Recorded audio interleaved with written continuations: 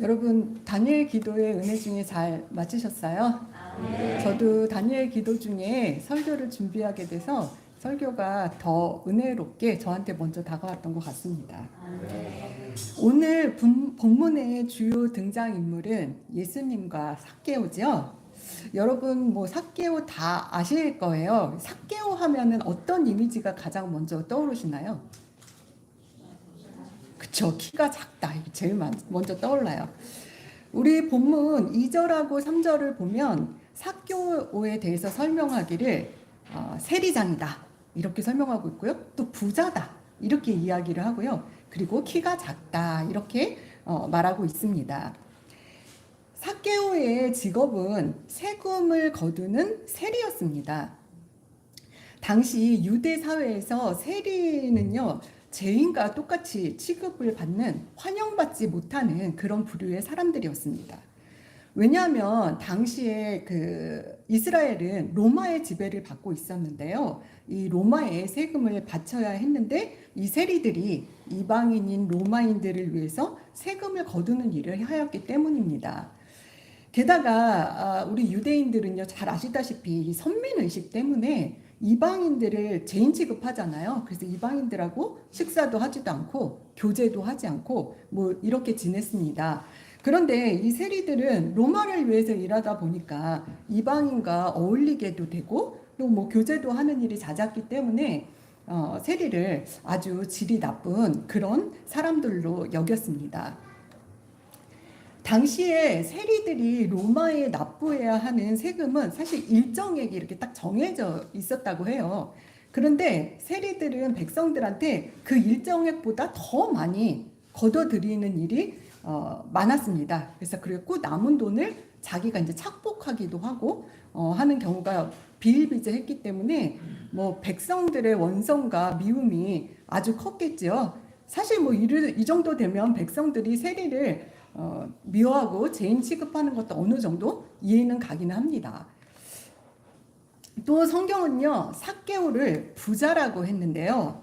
뭐 삭개오도 이렇게 착복도 하고 횡령도 해서 부자가 된 건지는 성경에 쓰여 있지 않아서 모르겠습니다만 아무튼 부자였다고 합니다. 근데 이 삭개오는요, 그냥 세리도 아니고 세리장이라는 자리까지 올라간 것을 보면 아마도 자기 맡은 일은 굉장히 열심히 한 것 같습니다. 세리장이라는 그 위치는 이렇게 세리들을 이끌고서 있던 한 그룹의 어떤 대장, 우두머리를 말하는 그런 자리였거든요. 자, 우리 본문 1절을 한번 볼까요?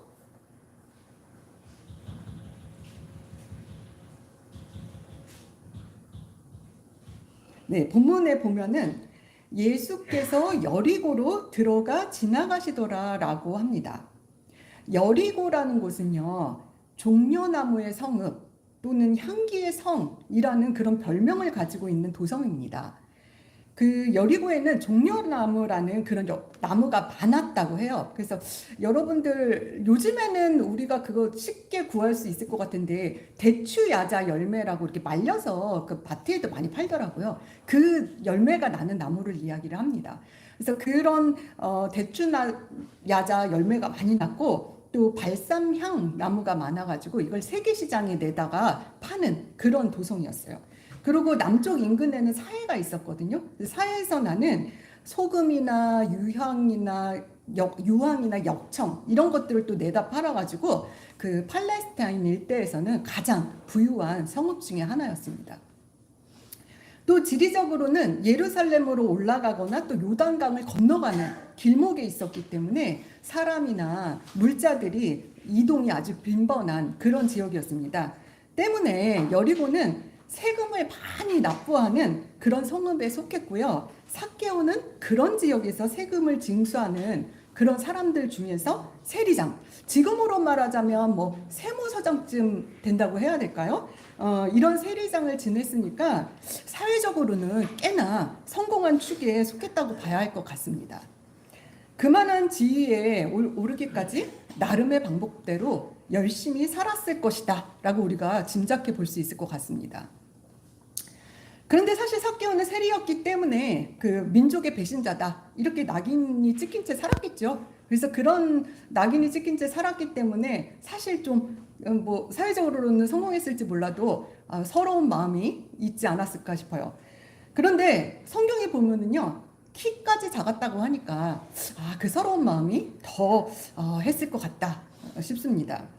성경에 대놓고 키가 작다라고 표현한 것을 보면은요, 평균보다 조금 작은 정도가 아니라 아주 많이 작았던 것 같습니다. 요즘 시대도요, 키가 큰 사람을 선호하는데요, 당시에는 키가 크고 체격 좋고 힘 세고 이런 사람들이 능력자로 취급받던 그런 시대였기 때문에 삭개오가 그런 시대에 살면서 키가 작았다는 것은 굉장히 큰 단점이었고 또 컴플렉스가 아니었을까 싶습니다. 어쩌면은 삭개오는 이 작은 키 때문에 다른 직업을 갖기가 어렵지 않았을까 하고 이제 상상을 좀 해보는데요. 그래서 혹시 남들이 기피하는 세리라는 직업을 어쩔 수 없이 갖게 되진 않았을까 하는 그런 생각도 해보게 됩니다. 아무튼 삭개오는 작은 키 때문에 놀림당하고 무시당하고 자랐을 것 같습니다. 그런 배경 때문이었을까요? 이 삭개오는요, 강한 권력을 지향하는 사람이 되었을지도 모르겠습니다. 로마라는 강한 권력의 그늘 아래서 세리장이라는 지위까지 올라가고 또 돈도 많이 모아 부자가 되었습니다. 그는 권력도 있고요, 재산도 모았습니다. 그러나 이런 배경을 미루어 볼 때 그의 마음에는 채워지지 않는 외로움, 서러움 이런 것들이 있었을 것 같습니다. 같은 동족에게 죄인 취급받으며 무시당하면서 살았으니까요. 물론 세리장이라는 그의 사회적 지위 때문에 대놓고 비난하지는 못했을 것입니다. 그리고 돈도 있고 권력도 있고 했으니까 주변에 사람들이 없지는 않았을 것입니다. 하지만 그들과 속마음을 나누기는 어려웠겠죠. 돈으로 연결된 관계 또는 권력으로 연결된 관계에서 마음을 나눌 만큼 친밀한 사이가 된다는 것이 어렵다는 것을 우리는 잘 알고 있습니다. 삭개오의 마음 한켠에는 언제나 서럽고 외롭고 하는 그런 마음들이 자리 잡고 있었으리라고 우리는 쉽게 짐작을 해볼 수가 있습니다. 사실 이 삭개오라는 이름은요, 헬라어의 자카이라는 이름과 관련된 단어입니다. 자카이는요, 순진함, 정결함 또는 의로움이라는 뜻을 가진 단어입니다. 여러분들이 이렇게 아기를 낳으면 그 아기한테 좋은 뜻을 가진 이름을 지어주잖아요. 아마도 삭개오의 부모님도 삭개오가 태어나니까 아들이 깨끗하고 흠없이 의롭게 이렇게 살기를 원해서 아마 이런 이름을 지어주지 않았을까 싶습니다. 그러나 오늘 본문의 상황을 살펴보면 삭개오의 부모님의 그런 바람과는 다르게 삭개오의 삶은 그렇지는 못했던 것 같습니다. 본문의 상황들을 한번 살펴보도록 하겠습니다. 어느 날 삭개오에게 저 멀리 유대 땅에서 시작해갖고 온 땅에 이제 지금 이 상황은요, 온 땅에 예수님에 관한 소문이 이제 퍼져 있는 그런 상황입니다. 그 소문, 예수님에 관한 소문이 삭개오에게 들려왔습니다. 뭐 여러 가지 소문이 있었겠죠. 뭐 병자를 고쳐주셨다, 또 온갖 기적을 행하신다, 또 우리 세리 중에 마태라는 분은 예수님의 제자가 됐잖아요. 뭐 그런 소문도 아마 삭개오가 들었을 것입니다. 이런 소문의 주인공이신 예수님이 삭개오가 있던 여리고라는 그 지역을 지나가신다라는 소문을 듣습니다. 삭개오도 그 예수님이 어떤 사람인지 보고 싶어서요, 길가로 나왔습니다. 그런데 이미 길에요, 벌써부터 사람들이 너무 많이 나와 있는 거예요. 그러니까 이 키가 작은 삭개오가 이렇게 본들 사람들이 너무 많으니까 예수님이 지나가신다고 한들 볼 수가 없는 그런 상황이었던 거죠. 참 여기서도 우리는 그 민심을 통해서 이 상황을 통해서 삭개오를 향한 민심을 어느 정도 좀 알아볼 수 있을 것 같은데요.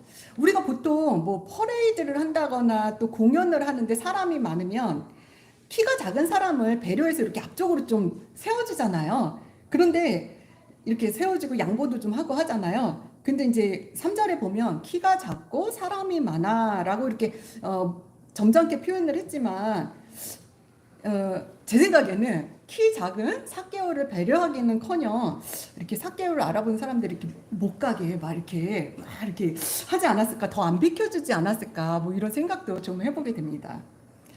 그렇지만 그렇다고 여기서 포기할 삭개오가 아니죠. 그래서 삭개오는 앞에서 일어나는 일이 너무 보고 싶었어요. 그래서 돌 무화과 나무에 올라가게 됩니다. 예전에는 뽕나무라고 했는데 사실 돌 무화과 나무라는 그 표현이 더 적합한 표현이라고 합니다. 그 나무에 올라가서 그 길을 지나가시던 예수님을 마침내 이제 보게 되죠. 삭개오는 예수님을 보고 무슨 생각을 했을까요?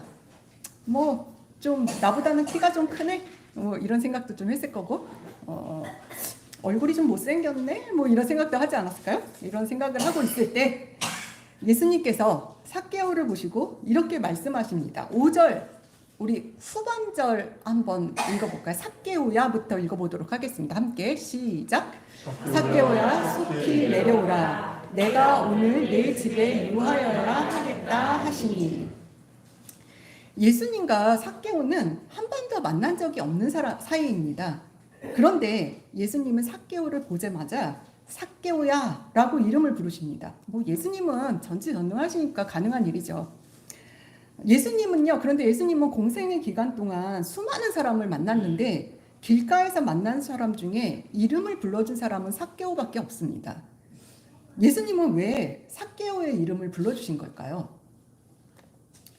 우리 한국인들이 좋아하는 시 중에 김춘수 시인의 꽃이라는 그런 시가 있죠. 그 시는 이렇게 시작을 합니다.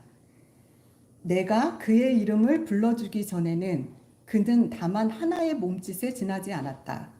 내가 그의 이름을 불러주었을 때 그는 나에게로 와서 꽃이 되었다. 이 시에서 이름을 불러주었다라고 하는 것은 그를 인식하고 의미 있는 존재로 여겼다는 것입니다. 이름을 불러주었을 때 그 전에는 그가 무의미한 존재였는데 이름을 불러주고 나니 그가 꽃처럼 아름답고 소중하고 의미 있는 존재가 되었다는 것입니다. 우리 성도님들 한 분 한 분도 바로 그 꽃입니다. 우리 서로 인사를 나눠볼까요? 집사님은 꽃이십니다. 권사님은 꽃이십니다. 우리 옆에 분들하고 한번 인사를 나눠보죠. 예수님이 삭개오야 라고 부르는 순간 삭개오는 자신의 존재가 예수님께 의미 있는 존재로 여김받는다는 것을 느꼈습니다. 그는 자신이 선택할 수도 없었던 작은 키 때문에 놀림당했고요. 또 그 열등감 속에서 자라왔습니다. 그는 어쩌면 좋아서가 아니라 자기가 살기 위해서 시작한 그 세리라는 직업, 그 직업 때문에 같은 민족에게 멸시와 천대를 받고 또 세상으로부터 왕따가 돼서 마음의 상처를 안고 살았습니다. 그러던 삭개오가 예수님으로 인해서 나는 꽃과 같은 존재야, 나는 의미 있고 존귀한 사람이야 라는 것을 느꼈을 때 삭개오의 모든 마음의 짐이, 마음의 상처가 눈 녹듯이 녹아내렸을 것입니다. 왜 우리가 누군가와 이야기하다 보면 상대방이 별로 많은 말을 한 것도 아닌데 툭 한마디 던진 말에 울컥하는 그런 경험들 해보신 적 있으시죠? 바로 이런 상황이 삭개오에게 온 것입니다. 저는 지금 이 순간 삭개오의 이름을 불러주신 예수님의 음성을 듣는 시간이 되길 소망합니다. 지금 이 순간 예수님께서는 여러분 각자의 이름을 불러주시면서 히어라, 히라가, 또는 누구누구야, 너는 나에게 꽃이란다, 이렇게 말씀하신다면 너무나 기쁘고 행복하지 않겠습니까? 그리고 삭개오의 이름을 부르신 예수님께서는 5절에 보니 5절 그냥 띄워주세요. 뭐라고 하십니까? 속히 내려오라 라고 하십니다. 삭개오가 작은 키의 약점을 극복하는 방법으로 돌 무화과 나무 위로 올라간 것은요, 그가 사는 방식을 아주 극명하게 드러낸 것입니다. 예수님을 보러 나온 사람들 중에는 아마도 사람이 많아가지고 예수님을 보지 못한 사람들도 꽤 있었을 것입니다. 그런데 보통 사람들은요, 아이고 사람이 너무 많아서 안 보이네 하고 서 있다가 집으로 돌아간 사람들도 있었겠죠? 우리 대부분도 아마 그 자리에 있었으면 뭐 이렇게 까치발 좀 들고 이렇게 보려고 하다가 뭐 사람이 너무 많아서 정이 안 보이면 아이 뭐 어쩔 수 없지 하고 단념하지 않았을까요? 그런데 우리 주인공 삭개오는요, 그 단지 그냥 예수님이 어떻게 생긴 사람인지 보고 싶다는 그 일념 하나로 그 생각에 기어이 나무로 올라가고 마는 그런 사람입니다. 아까 제가 서두에 여리고는 종려나무의 성읍이라고 한다고 했죠. 근데 왜 삭개오는 종려나무에 안 올라가고 돌 무화과 나무에 올라간 것일까요? 네, 뭐 어떤 나무도 올라가면 보였을 텐데 돌 무화과 나무는요, 이름 그대로 그냥 그대로 열매를 맺게 하면은 그 열매가 떫어서 먹을 수가 없다고 합니다. 그래서 배양이라는 것을 하는데요. 그 배양을 어떻게 하는 거냐면 나무 이렇게 그 열매가 익어갈 즈음에 나무 위에 올라가가지고 바늘로 다 열매를 콕콕 다 찍어가지고 거기다 올리브 기름을 바른다고 해요. 그러면 그게 익을 때쯤에는 무화과처럼 달아져서 먹을 수 있다고 합니다. 근데 그 생각해 보세요. 그 배양이 얼마나 고되고 힘들겠어요? 그래서 이 고되고 힘든 일을 주로 이제 목자들이, 가난한 목자들이 와서 그 일을 한다고 합니다. 그래서 아마도 그 당시에 돌 무화과 나무에 배양하는 사람들이 올라가 있었을 것입니다. 그러니까 삭개오도 그 목자들 틈에 이렇게 살짝 끼어가지고 아마 예수님을 보려고 한 것 같습니다. 참 이걸 보면 삭개오가 상황 판단을 되게 잘하고 이렇게 잔머리가 잘 돌아가는 사람인 것 같죠. 그래도 명색이 세리장이잖아요. 세무서장. 여리고의 유명 인사예요. 그런데도 자기가 하고 싶은 게 있으면 수단과 방법을 가리지 않고 행하는 것이 바로 삭개오의 삶의 방식입니다. 이 사건은 삭개오의 삶의 방식을 단적으로 드러내준 사건입니다. 삭개오는 매사에 이런 방식으로 살았기 때문에 아마도 세리장이라는 그런 자리까지 올라가지 않았을까 하는 생각이 듭니다. 그런데 주님은 삭개오야 라고 부르신 다음에 한 첫 말씀이 속히 내려오라 라고 말씀하십니다. 이 말씀은 단순히 나무에서 빨리 내려와 이런 의미만 있는 게 아닙니다. 그것은 이제까지 살아온 삭개오 나름대로의 세상적인 삶의 패턴을 벗어라 라는 뜻입니다. 이제까지 목표를 이루기 위해서 수단과 방법을 가리지 않고 스스로 계획하고 스스로 행동하고 스스로 살아왔던 그 방식에서 내려오라 라고 말씀하시는 것입니다. 자, 그리고 또 예수님은 뭐라고 말씀하시나요? 오늘 내 집에서 유하여야 하겠다 라고 말씀하십니다. 예수님은 삭개오의 이름을 말로만 불러주신 것이 아니라요, 그를 향한 애정과 사랑, 이것을 행동으로 보여주십니다. 우리가 누군가하고 친해지고 싶으면요, 시간을 같이 보내죠. 밥도 같이 먹고 또 친밀한 관계가 되면 집에도 초대합니다. 그리고 더 친해지면 어떻게 해요? 우리 집에서 자고 가. 이렇게 말하죠. 예수님은 돌 무화과 나무에 있던 삭개오에게 속히 내려가서 너희 집에 가자. 내가 너와 함께 오늘 밤 같이 있겠다. 라고 하신 말씀의 뜻이 무엇이겠습니까? 그만큼 넌 나에게 소중한 사람이야. 난 너하고 친해지고 싶구나. 라고 하신 말씀이시죠.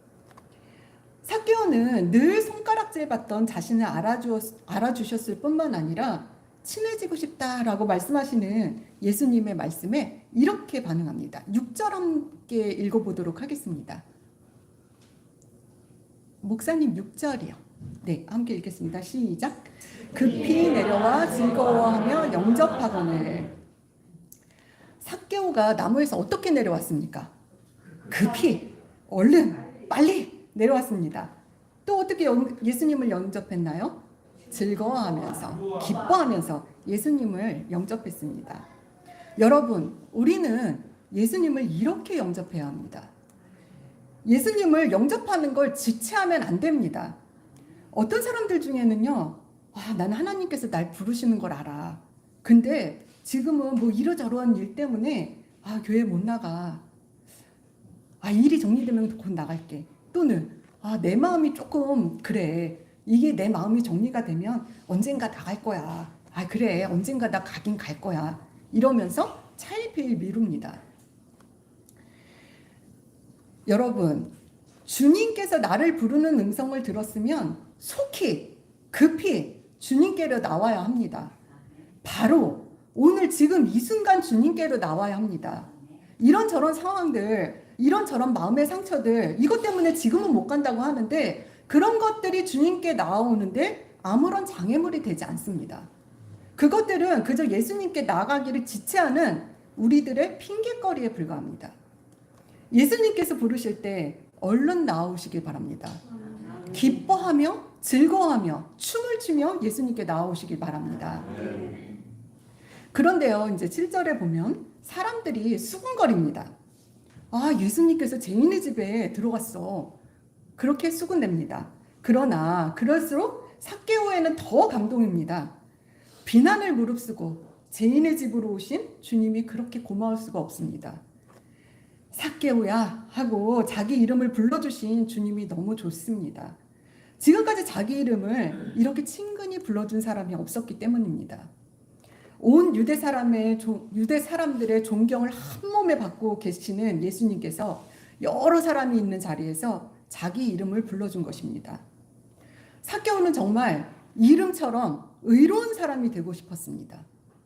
이제는 접어두었던 어렸을 때의 선한 꿈이 떠오르고 또 마음이 뜨거워집니다. 그래서 그는 8절에 주님께 이렇게 말합니다. 함께 읽어보도록 하겠습니다. 시작. 삭개오가 서서 주께 여짜오되 주여 보시옵소서. 내 소유의 절반을 가난한 자들에게 주겠사오며 만일 누구의 것을 속여 빼앗은 일이 있으면 내일 갑자기나 받겠나이다. 아멘. 예수님을 만나기 전에 삭개오는요, 절대적인 힘이 필요하다고 생각했습니다. 사람들로부터 상처받지 않고 살아남으려면, 자신을 무시하는 사람들로부터 보호하려면 강한 힘이 필요하다고 생각했습니다. 그래서 그는 힘을 갖기 위해 세리가 되었고요. 또 많은 재물도 갖게 되었습니다. 삭개오에게 있어서 재물이란 곧 힘이었습니다. 그런데 그가 그 재물을 나누어 주겠답니다. 예수님께서 요구하지도 않으셨는데 어떻게 이런 생각을 하게 됐을까요? 삭개오에게 이런 결정은 이제 재물이란 힘이 아니어도 살 수 있다라는 고백을 한 것으로 볼 수 있습니다. 삭개오에게 이젠 재물이 힘이 아니라 주님이 힘이 되시기 때문입니다. 이 세상을 살아가는데 재물이 아니라 주님이 필요하다는 것을 깨닫게 된 것입니다. 또 빼앗은 것이 있다면 4배를 갖겠다고 합니다. 이 고백은 이젠 율법을 지키는 자로, 즉 의로운 사람으로 살겠다는 고백이요 결단인 것입니다. 그는 이제 죄인이 아닙니다. 그는 자기 이름처럼 의로운 삶을 살겠다고 결단하고 있습니다. 주님께서는 삭개오 속에 감추어져 있고 또 억눌려 있던 선한 의지를 일깨워서 잘못된 길을 청산하고 그 이름처럼 선하게, 정결하게, 의롭게 살도록 변화시켜 주셨습니다. 삭개오는 이제까지 살아가기 고단하고 힘든 세상에 무릎을 꿇고 그 악한 세상을 의지하며 살았습니다. 어느새 세상 방식대로 살아가는 방법을 터득하고 또 익숙해졌고 또 그로 인해서 유익도 누렸죠. 그렇지만 만족할 수는 없었습니다. 왜냐하면 그는 하나님의 형상으로 지음받은 하나님의 자녀이기 때문입니다. 마치 배고플 때 물로 배를 채울 수는 있지만 여전히 허기를 면할 수 없는 것처럼 하나님의 형상을 땅의 것으로 채울 수는 없는 것입니다.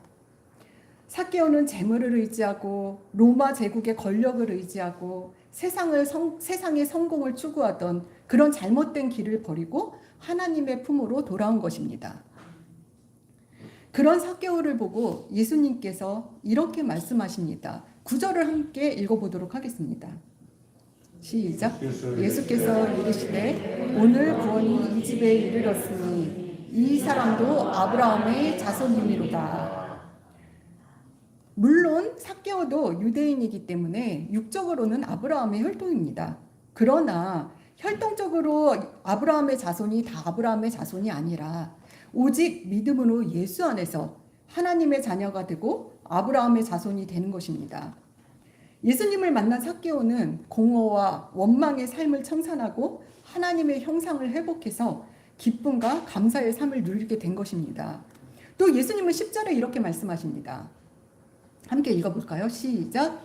인자가 온 것은 잃어버린 자를 찾아 구원하려 함이니라. 주님께서는 잃어버린 자를 찾으러 오셨다고 말씀하십니다. 삭개오처럼 의롭게 살고 싶었지만 길을 잃고 방황하는 우리를 찾으러 오셨다고 말씀하십니다. 삭개오는 그저 그냥 예수님이 어떤 사람인가 보고자 했을 뿐입니다. 그런 그를 예수님께서 먼저 알아보시고 먼저 손 내밀어 주십니다. 우리가 그런 예수님을 영접하면 예수님은 우리 안에 하나님의 형상을 회복시켜 주시고 하나님의 품으로 맞이하여 주십니다. 성도 여러분, 우리 모두는 또 다른 삭개오라고 할 수 있습니다. 삭개오처럼 손가락질을 당하거나 왕따를 당하거나 또는 신체적인 단점이 또 질병이 있을 수 있습니다. 이것이 아니더라도 여러 가지 내면의 문제, 또 외부적 밖에서부터 오는 환경적 이런 요인 때문에 어려움들을 겪고 있을 수 있습니다. 또 가족 간의 관계, 친구 간의 관계, 직장에서의 관계 때문에 어려움이 올 수도 있습니다. 요즘 같은 때는 경제적인 문제가 큰 문제가 되고 있죠. 이런 것들이 상처가 되고 또 고통이 되고 삶을 짓누르는 무거운 짐이 되기도 합니다. 그러나 사실 이런 것들은 불편하기는 하지만 견딜 수 있는 것들입니다. 우리 그리스도인들은 이 사실을 더 잘 압니다. 고린도전서 10장 13절에도 말씀하십니다. 사람이 감당할 시험 밖에는 너희가 당한 것이 없나니 오직 하나님은 미쁘사 너희가 감당하지 못할 시험 당함을 허락하지 아니하시고 시험 당할 즈음에 또한 피할 길을 내사 너희로 능히 감당하게 하시느니라. 아멘. 그런데요, 세상은 그런 어려움, 모자람 이런 것 속에 우리를 묶어두고 자유롭지 못하게 하고 또 일그러진 자아상을 갖게 하고요. 또는 여러 가지 불이익을 안겨줍니다.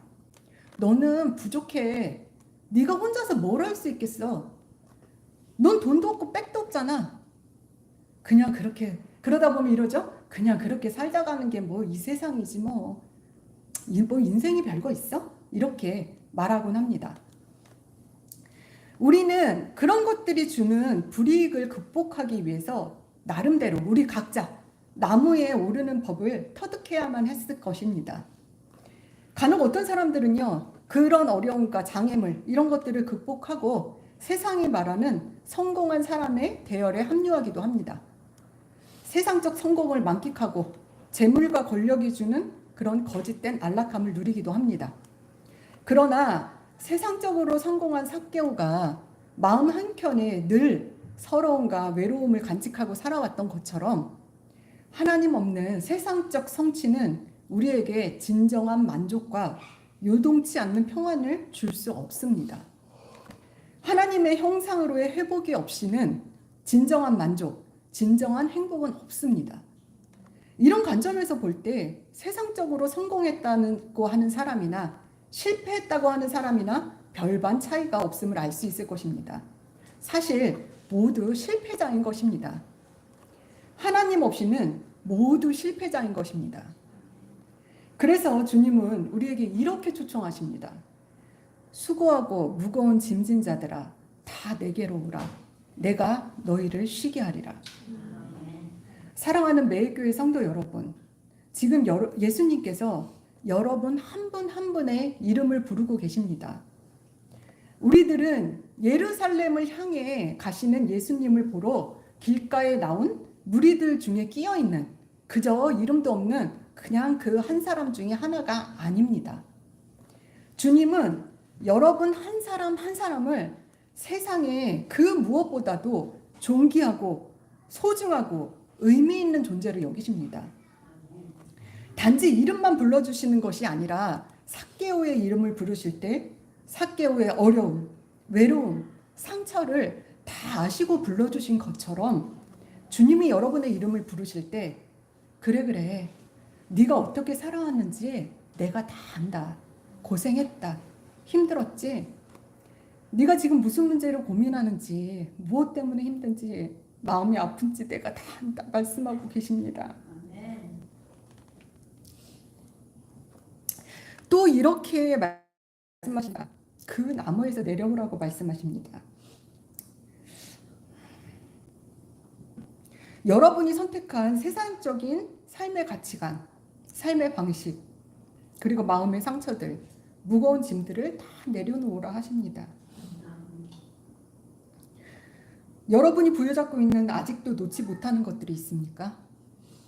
재물이나 명예를 부여잡고 있지는 않습니까? 혹시 지나간 상처나 열등감 속에서 헤어나지 못하고 있습니까? 내가 자존심 하나로 사는 사람인데 하면서 쓸데없는 자존심을 부여잡고 살고 있지는 않습니까? 이제까지 놓지 못하고 있던 쓸데없는 세상적 삶의 기준들을 다 내려놓으시기 바랍니다. 그리고 그 나무에서 내려와 예수님께로 더 가까이 가시기 바랍니다. 그리고 주님은 삭개오의 집에 거하시겠다고 하셨던 것처럼 우리의 마음에 거하시겠다고 하십니다. 예수님 영접하기를 지체하지 마시고 속히 주님을 여러분 마음에 맞이하시기 바랍니다. 지금 이 순간 여러분의 이름을 부르고 계시는 주님을 만나셔서 주님이 주시는 만족함, 그리고 평안함, 구원의 큰 기쁨을 누리시는 성도님들 되시길 소망합니다. 기도하겠습니다.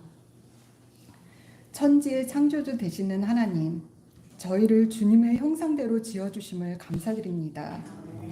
그러나 힘겹고 고단한 세상을 살다가 마음이 다치고 세상의 장벽에 부딪혀 넘어져서 이리저리 찢기고 지쳐 쓰러져 있는 저희를 보시고, 얘야 일어나거라, 내게로 오거라, 내가 내 삶의 고단함을 다 안다, 내 아픔을 다 안다, 내 상처를 다 안다, 내 무거운 짐을 내게 내려놓거라 말씀해 주셔서 감사합니다. 주님을 전적으로 의지하지 못하게 하는 세상적인 제 삶의 기준을, 제 삶의 방식을 모두 내려놓고 온전히 주님을 저희 마음속에 영접할 수 있도록 도와주시옵소서. 세상 것 의지하지 아니하고 오직 주님만 의지하도록 도와주시옵소서. 하나님의 참된 형상을 회복하여 저희의 뜻이 주님의 뜻같이 되도록 성령으로 인도하여 주시옵소서. 주 안에서 참된 기쁨과 평안을 맛보는 성도들이 될 수 있도록 인도하여 주시옵소서. 헤아릴 수 없을 만큼 저희를 사랑하시는 예수 그리스도의 이름으로 기도드립니다. 아멘.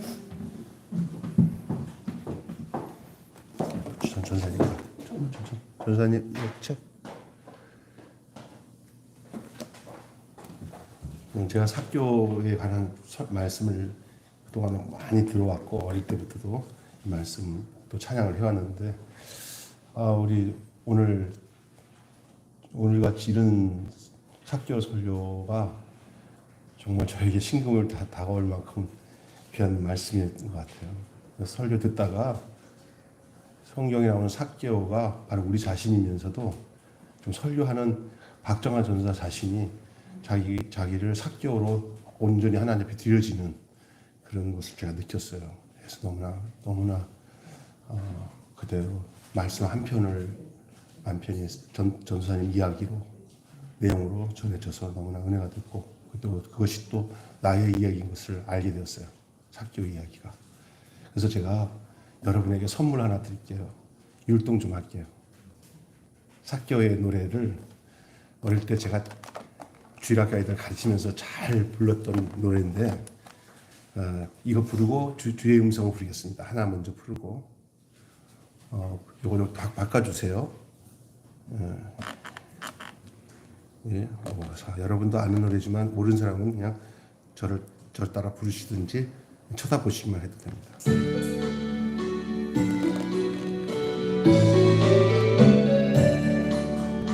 보고 싶어 예수님 얼굴. 그렇지만 키가 작아 보이지 않아. 삭개오는 엉금엉금 올라갔어요. 뽕나무 꼭대기로 올라갔어요. 잘 보인다 예수님 얼굴. 사랑 많은 그 얼굴이 잘도 보인다. 삭개오는 살금살금 보고 있어요. 뽕나무 가지새로 보고 있어요. 내려와요 내려와요 착한 삭개오. 예수님이 아래에서 부르셨어요. 삭개오는 불이 나게 내려왔어요. 예수님을 제 집으로 모시었어요. 오늘 정말 이 말씀 들으면서 또 와닿는 것 같아요. 삭개오가 성경에 나온 삭개오로 끝나면 삭개오 얘기가 아니라 나의 이야기예요. 오늘 전도사님이 자신의 이야기로 말씀을 전하면서 우리의 이야기인 걸